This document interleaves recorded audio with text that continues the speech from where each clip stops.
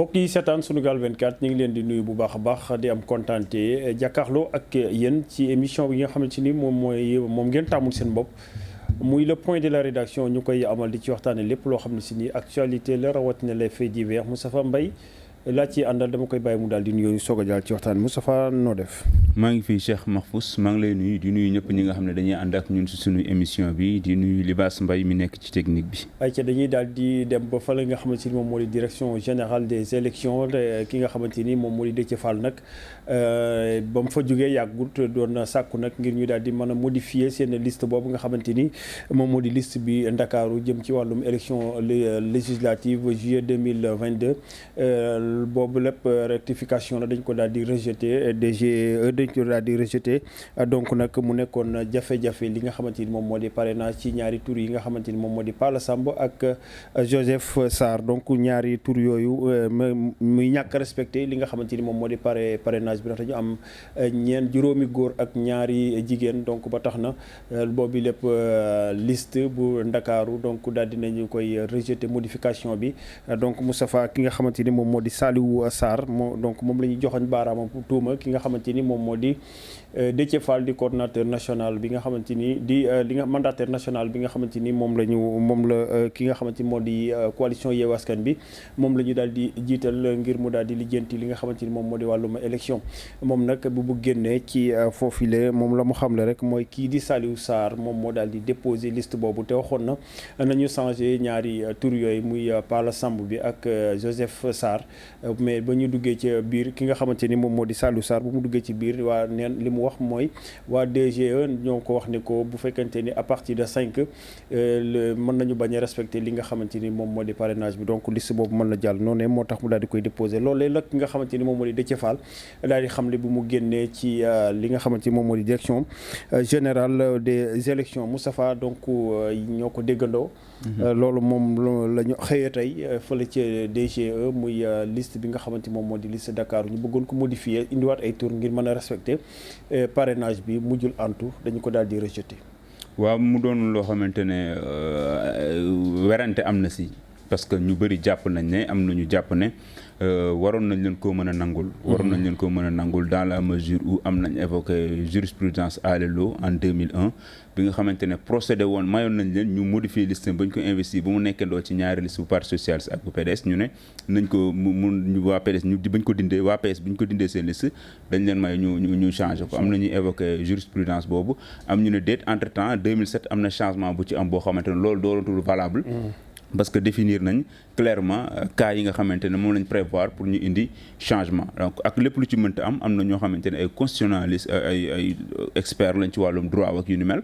wax nañ ci te dañu koy indi ak seen i argument xam le ne lu ñu waroon mën a nangu la ñi nga xamante ne ñooy waa Yewwi Askan Wi. kon loolu mën naa ne am na daal xel ñaar boo xamante ne am na ci loolu mooy ci côté bi nga xamante ne côté juridique la. côté bi nga xamante ne wàllum loi la maintenant bu ñëwee ci fait yi naka la ñu def ba yegg si fii je pense que loolu nag mooy li nga xamante ne mooy jafe-jafe bi parce que soo demee ba mbëkku foo xamante ne war ngaa mën a jàll dem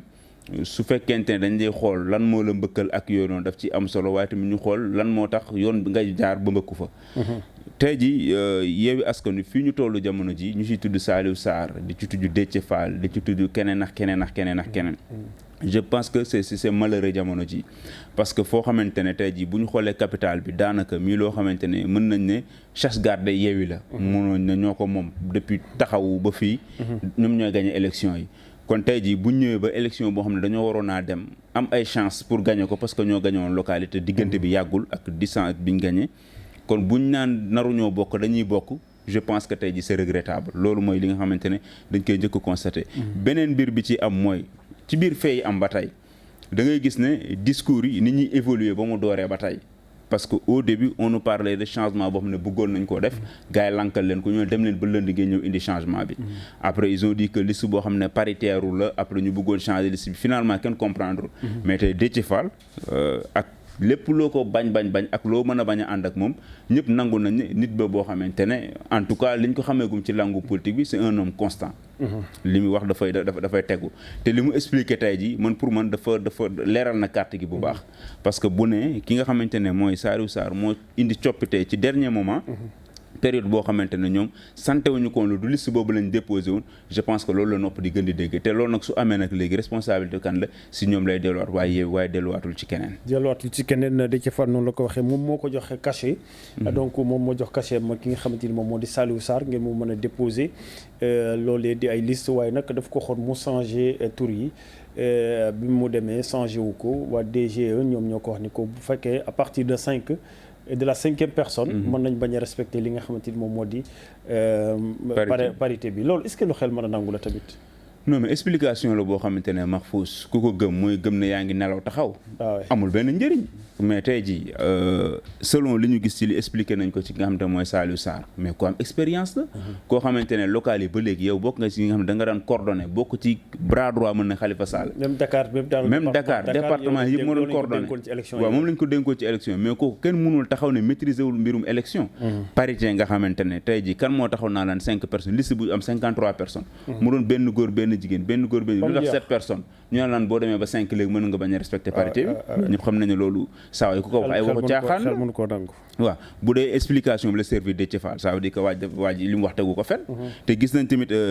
communiqué bi nga xamante ne moom la génnee démb mu ne moom déposé wu liste nañ ko wax nañ déposé wu liste du mandataire bay déposé c'est-à-dire dafa jël bal bi sànni war ko mandataire bi mi Déthié Fall et je dis que c'est trop facile nga jël lër rek sànni ko ki nga xam ne mooy Déthié Fall étant donné que mbir mi waa Ndakaaru la concerné woon waa Yewwi Askan Wi bi nekkee bii Dakar la nekk loolu moo tax ma jàpp ne li ci am tey jii nii ak lépp luñ ci mënti wax ak lépp luñ ci mën a gis mooy taxaw moo ci gën a blessé taxaw Ndakaaru moo ci gën a blessé parce que am nañ takk bu wér ne lii sabotage la doon finalement sabotage la te kii saboté ci seen biir la nekk moo tax ma ne tey jii balaa ngay jéem a wëri ji feneen seeti ji Antoine Diome di seeti ji Macky Sall di seeti kenn non mais nañ seet mbir Saliou Sarr ak ñoom seen biir ba noppi nañ ko seet ñoom seen biir ba noppi lan moo xew ci ginnaaw lii lan moo waral sabotage bi lan moo waral lii est-ce que dañuy bañ Barth dem Assemblée nationale est-ce que dañuy xalaat ne bu demee foofu mën na am ambition jiite président groupe président groupe parlementaire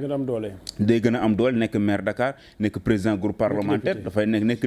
nekk benn force boo xamante ne kenn dootu ko mën a tenirati et leadership am daf koy daal di wane su boobaa Khalifa bu yoxee wala Khalifa day menacé Khalifa dafay menacé Khalifa te su boobaa Khalifa su fekkente ne candidature am kenn validé ko mais Barth day mën a doon candidat et puis mu am beneen gis-gis bu nit ñi di am tamit force boobu bu ko amee ëllëg même su Barth nekkul candidat mais bu ko versé si Ousmane Sonko day boole Dakar ak Ziguinchor ak yeneen bërëb yoo xam ne moo koy moom donc il faut tout faire pour nga xamante ne au sein de taxaw wala au sein de Yewwi ngeen indi fa cassure yoo xamante ne da ngay tasaare seen ay force duñ mën a dem et malheureusement fi ñu leen ko defee moo gën a ñaaw moo gën a doy waar parce que tey jii foo xamante ne da ngeen waroon naa dem jël ndam li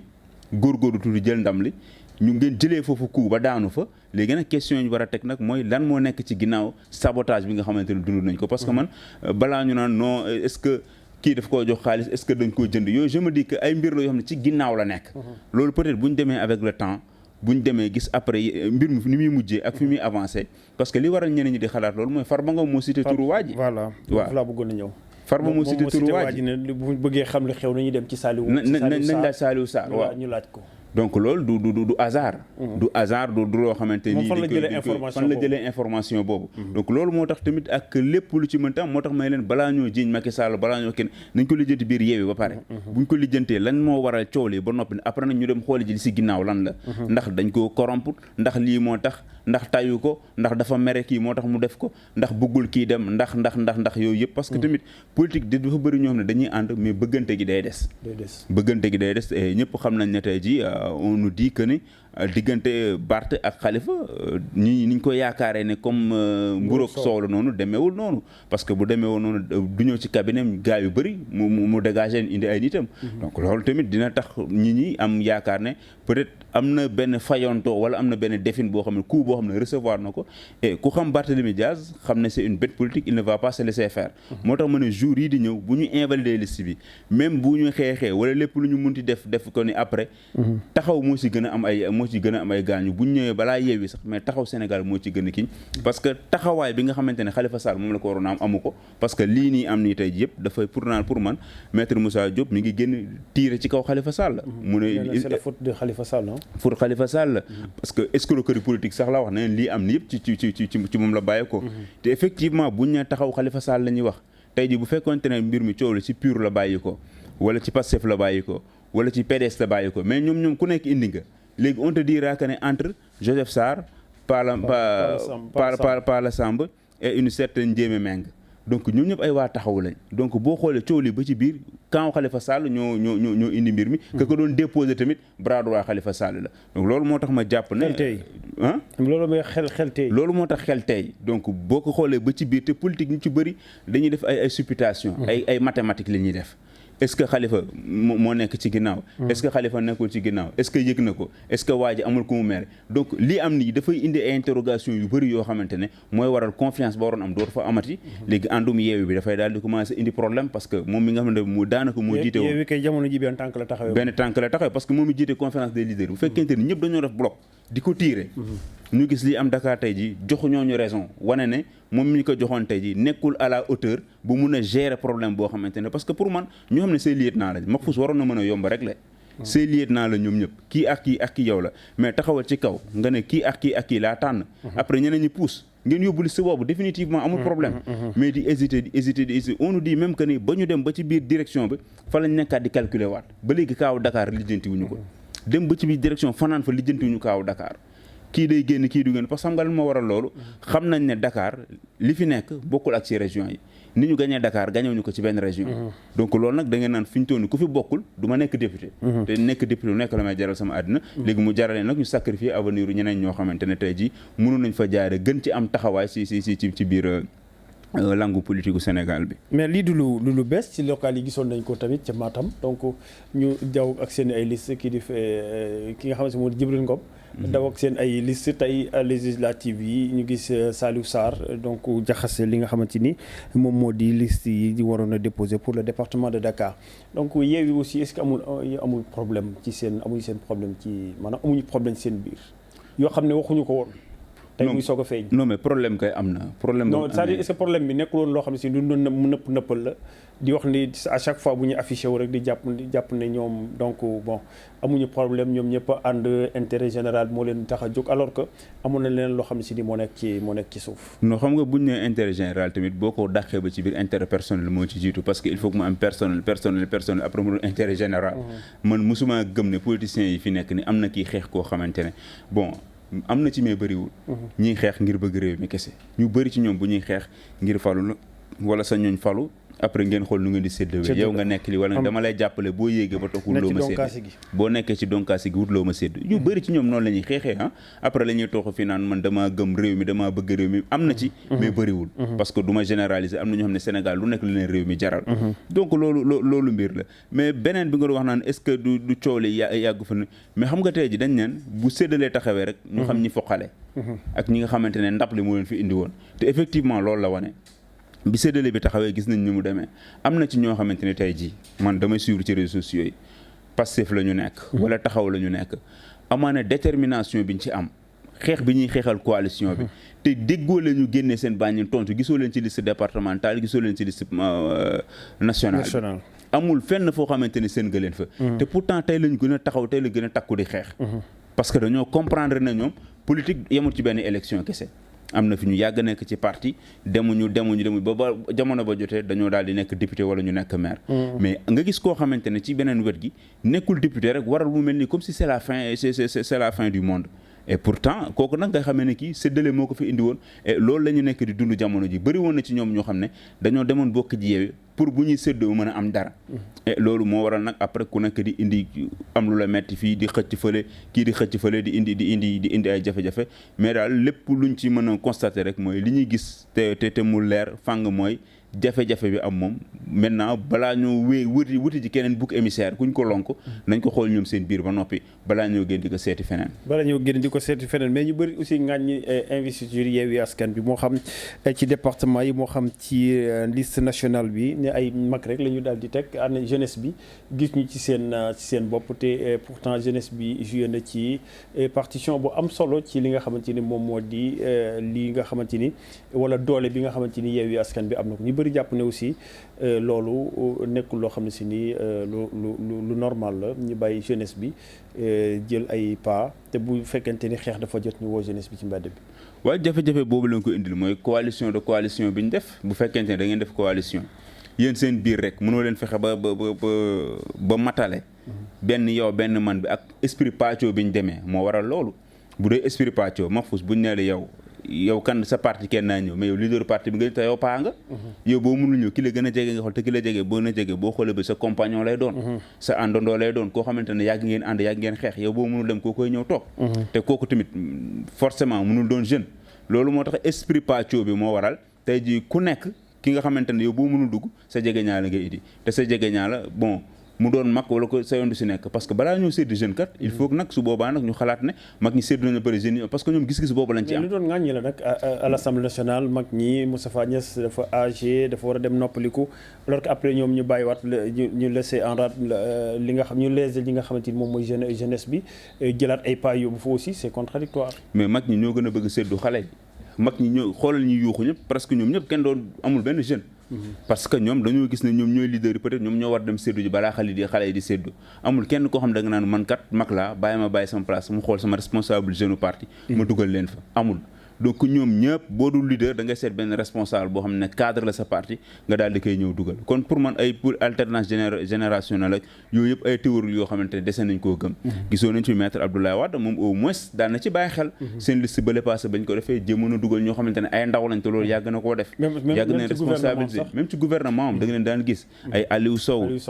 mais on me dira que gouvernement bokkul beneen mbir la boo xamante ne ce choix gën na yaatu parce que foofu yaay buur yaay kilifa gi bu la neexee ku la neexee nga jox ko nga séddaate lu la neex mais gisoon nañu au moins moom doon na cërale ndaw yi ba Toussaint Manga ba mu koy dugal ci liste beeg yooyu yëpp jamono yooyu ba daanaka étudiant la woon wala mi ngi doon doog a génn bokk nekk ndaw gis nañ ñu bëri ñoo xamante ne noonu la leen yàgg di jiitalee di leen may jëm mais li ñu gis ci opposition bi mooy daanaka opposition la boo xamante ne ñi nekk au pouvoir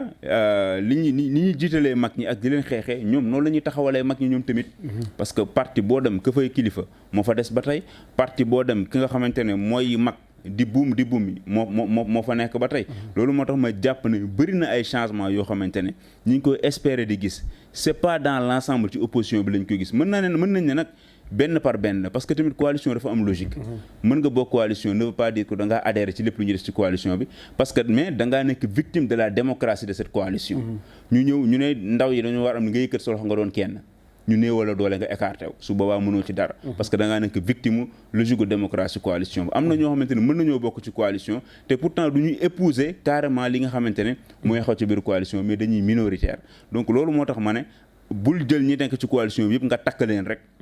nga ne ñoo bokk yam du ñu cëral ndaw du ñu def ndaw du ñu def nii amaana dina am benn yoo xamante ne mën nañu bañ a bokk gis-gis ak ñi nga xamante ne ñoo nekk ci coalition mais ak lépp lu ci mënti am rek pour man nga nekk ci coalition Yewwi Askan Wi nga nekk ci Wallu wala nga nekk feneen toujours il faut être responsable ci lépp loo xam ne moom ngay jël ci décision di bañ nekk benn mouton de panurge fu ñu xëcc dem nga topp leen fa lu ñu wax nga ne noonu la lu ñu kii nga noonu la pour ëllëg rek nga yaakaar séddu pour nga am benn position bu baax wala benn place bu baax. ñi ngi jot xibaar comme quoi que ki nga xamante ni moom moo di Déthié Fall dem na fële ci ministère de l'intérieur pour gisante ak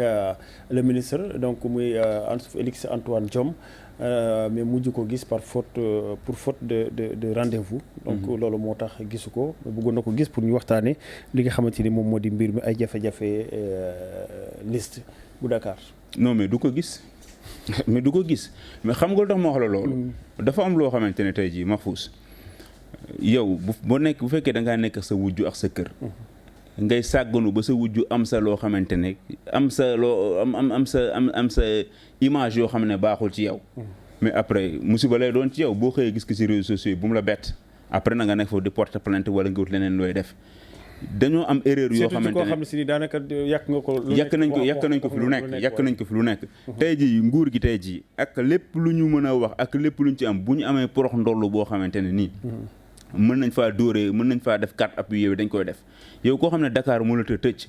mënoo fexe nañu rappeler élection yi passé bi ñuy gagné Dakar mais xaaju guddi lañ fi wax ne ñoo gagné Dakar ci coow lu métti lañ gagné Dakar ñi ngi fàttali ko coowul ordre de mission yi Parcelles Assainies tuur ko fii ba finalement ci loolu lañ sukkandiku bañ ne si lañ amee victoire mais ñooñu tey ji buñ ñëwaatee jamono dox ba nga dégg ñu naan seen liste amul parité nga xamante ne dañ koy dàq d'office mais ñooñu tey ji doo fa nekk si di négocier ak di leen baal ak yooyu ba ma gisee cool déroulé tout laa ne wax ji jeex na liste bi dañ koy invalider parce que ci loolu la ñuy sukkandiku pour invalider seen liste après on nous parlera de APR ñoom dañu am benn surplus Benno dañu am benn surplus ak yee ak expliquer mais loolu beneen cas la boo xam ne tamit peut-être bu dee yoon li mu ci wax loolu la nañ ko effacer ñu bañ a bokk mais li am te wóor mooy ñoom duñ leen may virgule ci li nga xamante ne bu ñu yaakaar ñu def leen cadeau te fi ñu toll nii foofu lañ toll di wax pour indi changement pour woote ay jurisprudence pour au moins ñu may leen ñu xool naka la ñuy def am na ñuy dem ba naan démocratie vraiment élection affaire consensus la affaire waxtaan la affaire gentleman la mais affaire consensus la affaire waxtaan la mais da nga koy sekk ak ñoo xamante ne rapport boobu la ñu am xam nga yow dafa mës a gëm ne toujours rapport de force moo koy may lépp lu mu am ak ñi nga xamante ne ñoo nekk ci nguur gi comme rapport de force moo koy sekk ak lépp moo koy may lépp lu mu am ak nguur gi tamit ñoom dañuy gëm ne ñee bu ñu nekkee ci position baaxul dañ leen di jekkali mais duñ leen may loxo ñu taxaw parce que ñi tamit bu ñu sekkee ak ñun foofu dañuy jekkali comme ñaam ñoor ay diggante yu tendu la ñu am comme ñoom dañ ko am nag yooyu ñi koy def mooy démocratie yu mag yi nga xamante ne opposition bi dañuy toog ak yi ñi waxtaan mais tey jii xam nga France ñoom parrainage des élus la ñuy def élus yi ñoo lay parrainé mais biñ gisee ñu ne Marie Le Pen bu élus yi buñ ko parrainé du am 500 élus nii mais après ministre dafa ne majorité mën nañ ko parrainé pour mu dem bokki ji mais ñooñu ñi seen démocratie bi toll fenn fi ñooy nangu loolu ak ñooy am loolu mais fii nga xamante ne pouvoir day gàddu xeer taxaw di ko xaar opposition taxaw gàddu xeer di ko xaar mais ñooñu booy yaakaar ci kenn mu defal la yërmande du am tey ji la preuve tey ji ñële ñi ngi ëppal benn mais ku jige mooy leen dara fu ne mi ngi fay taxaw lu ne mi ngi ko lijji naan leen waroo leen bokk ñoom tamit ñi ngi def kii ba pare bëgg ñëw pour négocier ñu bàyyi leen gis nga ça veut dire ku nekk doo may sa morom dara moo tax ma ne comme ñii tamit dañoo am benn opportunité c'est-à-dire ñoom ñoo yor administration c'est-à-dire ñoo leen ëpp chance ñoo yor administration ñoo yor police ñoo yor lépp ñoo leen ëpp chance loolu moo tax tey ji lépp lu leen war di def dañ ko yàgg di wax opposition amul droit erreur fii ci Sénégal amoo droit def erreur fii ci Sénégal bien vrai que l'erreur est humaine mais amoo droit def erreur boo defee erreur ñi nga jàkkaaroo duñ la may dara parce que jeu politique bi moo demee noonu du amoo ay yërmande ay jéggalante ak yooyu non depuis sous Macky Sall loolu lañ constaté da nga koy gis opposition bu def erreur dañ ciy sukkandiku éliminer la Khalifa Sall ba muy gérer mairie bu Dakar ba mu defee ay buñ gisee caisse d'avance ak yooyu noonu irrégularité am fa dañ faa sukkandiku jaar fa écarter ko c'est-à-dire que si yow si say failles la ñuy sukkandiku pour écarter la kon tey ji bu ngeen demee war a def investiture mu doon benn mbir bu sérieuse ngeen def ni di tergiverser di leem-leemi gars yi duñ leen may dara mais tey su fekkee benn ki nga xamante ni moom moo di Yewwi Askan Wi bokkuñu à Dakar lan la mën a jur ndax ñi ngi naan dina indi ay tension yu mel noonu ndax mën nañ ko xaar non mais yaakaaruma ko bu tension di am tamit du mel nañ ko yaakaare man personnellement sama xalaat nag laa ciy wax bu tension di am parce que boo gisee discours bi ni mu évolué bu njëkk ba ñuy ñëw dañ ne Macky Sall discours boo ko déggee Macky Sall lañ doon wax mais tey jii boo déggee Déthié Fall tuddul fenn Macky Sall bi mu génnee tuddul fenn dane Saliou Sarr li mu ko wax dana ko waa DGE ñoo ne ma mën nga koo changer kon waa DGE waruñu ko woon wax loolu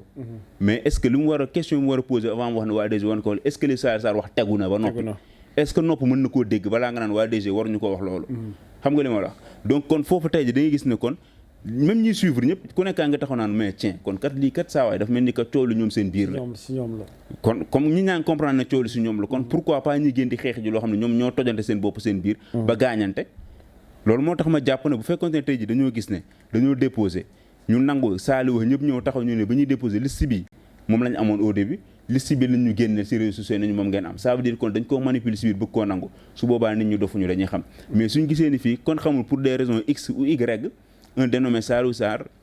def la muy def yéen ngeen dund ko mu gaañ leen subi ngeen kii ko mais après loolu luñ ciy mën yéen kay yéen dem leen ngeen lijjanti ji ko ak Saliou moom ngeen xam ne moom ngeen ne moom ngeen joxoon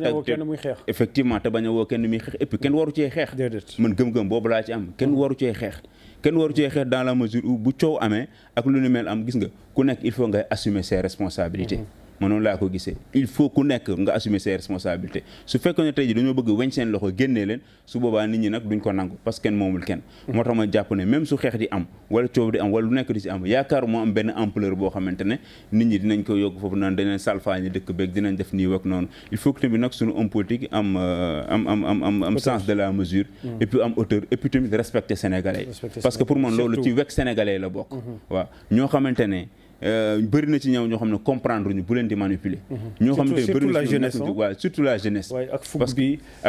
boo leen woowee rek ñu génn boo leen woowee def na ne chercher à comprendre. kon ñooñu boo leen di woo leen ci loo xam ne dëgg la. Déthié Fall discours bi def tey j'ai beaucoup aimé parce que da nga xam ne dëgg la fi tegu. parce que nee na dëgg rek lay moo tax. bi muy commencé wax na leen ko ay kàddoom loolu la wax na leen ko. nee leen li am lii la ma Saliou Sarr wax. ne ma ñi si biir ñoo tax ma changé ko comme loolu la ko wax dañ koo fay wala lii ak lii loolu après moo koy wane. comme loolu ñoom seen biir nag léegi kenn jógul fa la ñëw changé kon nañ ko régler seen biir. buñ ko invalider ñu xam ne kon nag yoon moo ko invalider mu jeex tak parce que erreur bi si ñoom la bàyyi ko. donc si ñoom la daal effectivement il faut que rek ñu nangu li daal seen kaw mais pas ñuy jéem a indi yeneen yoo xamante ne bokk ci la preuve gis nga tey ji bu doon leneen noonu la toll di nga dégg Sonko toog fii keneen toog fële wax ñi commencé menacer kenn génnul wax parce que xam nañ ne ku wéet rek ak sa conscience di nga toog nga ne hé waa ji rey nañu nga si teg waa ji rey nañu nag donc lijjanti leen ko ak waa ji. waaw ñu lijjanti ko ak waa ji waaye en tout cas li ci bëri li ci am mooy coow li bëri na trop ci Yewwi Askan bi ci tas li gën a jege comme niñ ko ñëpp di waxee surtout ci réseaux sociaux yi ndax lay loolu mën a impacter ci résultats yi. mais bien sûr li xew nii tey ak ñu ne li ñu yaakaaroon ci Yewwi Askan bi ñu bëri ne gisuñu ko ci par rapport ak discours yi ñu doon tenir. pàccoo beeg yu mel noonu. mën na impacter ci benn côté mooy y a beaucoup de frustration. beaucoup de frustration te frustration yi fu mu am rek nii day découragé te nit ki bu découragé na mu waroon investir na mu waroon joxee boppam na mu waroon def du ko defati na mu waree woon génnee xaalisam na mu waroon jàppee parce que ñu xam nañu yow ni ñuy fonctionner ay cotisation la. ay giraas yi ñoom ñëpp gars yi dañuy cotiser jàpp si ku nekk jàppal ma jàpp la. mais su fekkee ñoom dañoo découragé. gelé seen activité mais dafay impacté bu ngeen waree jënd gasoil bu ngeen waree dem fii bu ngeen waree def ñu abandonné ak ñetti nit wala ñeenti nit ñu war a def finance yi voilà bu dee dafay sooxe loolu moo tax dina si jël ay gaañ-gaañ yoo xamante ne boo moytul il faut que mu pour ñu jël hauteur te du yomb parce que coow la dafa gën a enflé wu mooy coow Dakar bi parce que nit ñaa ngi doon lijjanti frustré ndax déggati nga waxi frustré déggatoo ko ñëpp braqué nañ seen bëri ci Dakar nu ñuy def ba rectifier li si Dakar bi lañ toll fi ñu toll nii te loolu tey ji leader yi nga xamante ne ñoo ko waroon a lijjanti ñëpp gis nañ ne kenn kese moo fi nekk te il est seul mooy Khalifa Sall Khalifa Sall rek moom la affaire bi pointé fi ñu toll nii au début sax on parlait de Khalifa Sall ak Sonko mais benn moment da gis kenn déggatul Sonko mais Khalifa Sall la ñuy jëm baaraam parce que ay nitam ñoo nekk ci liste boobu ay nitam ñoo nekk ci mais dañu liste bëri sa kële moo ci ëpp ay nit 7 personnes yi Khalifa moo ci ëpp ay nit parce que ne Khalifa am na ci ñett Pastef am ci ñaar PUR am ci benn PDS am ci benn donc kon loolu tey jii ñoom bu gaañ-gaañ di am ñële ñoo ciy gën a gaañule waa taxaw ñoo ciy gën a gaañule moo tax tey jii li am tey jii boo ko waxee dañ koy gëm ëllëgu parti bi ëllëgu Yewwi Askan Wi tamit ñëpp xam nañ ne seen élection yi ñu jëm tey jii su fekkoonte ne dañoo dem ànd ak amul frustration amul mer amul coow amul kii lu bëri mais nga yaakaar bu ñu demee élection chance yi dina gën a bëri jàmm ji dina gën a nekk maa ngi fàttali su may fàttali élection législative yi la ñu weesu woon nga gis Bamba Dièye gis Malick Gakou gis Idrissa Seck ñu def mbooloo jiital Khalifa Sall mu nekk tête de liste à l'époque mi ngi nekkoon prison nga gis engouement bi mu defoon ak kii bi mu amoon mais cette fois-ci malheureusement amul tel n'a pas été le cas te dina feeñ ci campagne bu fekkente ne rectifié ñu tiir balaa ñoo dem parce que ñu bëri ci ay frustré Mahfouz ñu ngi ci liste ba tey waaw ñu ngi ci liste ba tey même si bu ñu demul mais il faudra que tamit ñu wàcc jéem a recoller les morceaux maanaam Khalifa nangu toog def recevoir leen nangu dégg lépp mook Ousmane ñu toog def conférence des leaders mu expliquer fu mu teg choix yi déggu critiques yi ñi nga xam ne parce que frustré lan moo tax ñu def conférence bi nee na kenn nangu leen déglu ci biir ñoom ñu war a wootewuñu donc bu wootee ñëpp toog ku nekk becc ci bool bi. à chaque fois yu daan mel nii di am dañuy def conférence des leaders ñëpp ñëw toog ñu décider même ci PDS bi même alliance ak PDS dañuy def seen conférence des leaders ñu ne nañ dem waxtaane ñu dem def lañ fay def lépp sans aviser ñi nga xamante ne loolu mooy jafe-jafe ñàkk waxtaan boobu léegi nag bu ñu jéemee rectifier le tir balaa ñu am élection peut-être dina wàññi mécontent yi. En tout cas lu ci mën ci am mooy que ni liste bi Yewwi Askan bi nga xamante ni fii ci Ndakaaru dañu ko daal di am nañ yaakaar di dañ ko invalider bi ñu respecté wul lii di parité bi tey ci Fall tey ci suba moom moo nekk mandataire national bu Yewwi Askan bi dem na fële ci direction générale des élections ngir mën a indi ay coppite ci liste boobu waaye nanguluñ ko ba tax na information jot dem na fële nga xamante ni moom moo di ci ministère de l'intérieur pour mën a gisante ak le ministre de l'intérieur Antoine Félix Diome mais mujj ko gis li nga xamante ni moo tax gisu ko nag mooy faute de rendez-vous donc noonu la ñu ko xamle en tout cas lu ci mënti am mooy am Yewwi indi Déthié ak ki nga xamante ni moom moo di Saliou Sarr jamono ji moom moo lëmbee presse bi moo lëmbee waxtaan yi daanaka fépp foo dem rek loolee la ñuy waxtaanee donc Moustapha ma bàyyi la rek nga daal def sa mot de la fin ñu daal di lay yeewi yow tamit. waaw sama mot de la fin rek mooy comme Yewwi moo xew jamono ji mooy c'est dommage opposition bi polariser attention yi ci ay irrégularités yoo xamante ne mënoon naa ñàkk pour man malheureusement loo xamante ne la kenn xaaru ko woon parce que foogoon nañ ne erreur yu ni mel affaire parrainage yu duñ ko dégg ci ay élection yu toll ni élection législative surtout fu mel ni Dakar nga xamante ne 7 députés ñoo nekk en jeu tey jii suñ ko wàññee si ñoom daf leen di gaañ daf leen je comprends bien frustration ñenn ñi ak ku mel ni Barthélémy Dias déception nu mu war a toll ñëpp xalaatoon nañ dañuy gis assemblée Barthélémy Dias dañ fay gis Abbas Fall ñoom ñëpp xalaatoon nañ déjà dañuy jàll facilement parce que benn mbooloo la boo xamante ne déjà Dakar amoon nañ fa lu bëri kon tey ji imagine toi nga bokkoon ci liste boobu nga dem ba toog ñaari fan ñëpp moo tax bu nit ñi naan Barth la mënoon xeex di buuxante fii mais après doo comprendre degré fi mu toll ci carrière day xam ne kii carrière politique moom lañ nekk di fowee nii moo nekk en jeu moom lañ nekk di fowee en principe parce que tey ji koo xamante ne yaay nekk maire Dakar ñëpp xam nga ne avance bi nga am par rapport ak ngay xëccool biir Dakar li nga xamante ni occupé nga ko nga toog ñu naan lan sa liste dañ ko nar a invalider parce que benn jigéen moo nekk wala góor moo nekkul fi mais yow da nga naan lii nu mën nekkee doo gëm loolu loolu moo tax ma jàpp ne daal malheureusement boo toll ni da ngay am lu la metti tu as mal Mahfouz parce que jamono joo xam ne ñi ngi waroon waxtaane yeneen ñi ngi toll ba léegi depuis une semaine ci coowal parrainage bi ñii dañuy bokk ñii duñu bokk te pour man loolu dañ ko waroon taxañ teg nale heure bi ñu nekk ci yeneen yoo xamante ne mooy maanaam naka la ñuy defee ba dugg ci campagne bi ak yooyu jàmm ak salaam dem ci mais malheureusement dafay wane ne rek suñu démocratie ba léegi màggagul di la jaajëfal Moustapha di jaajëfal Libaas moo nekkoon ci wàllum réalisation bi ak technique bi yéen ñi nga xamante ni également yéen a ñuy topp tous les jours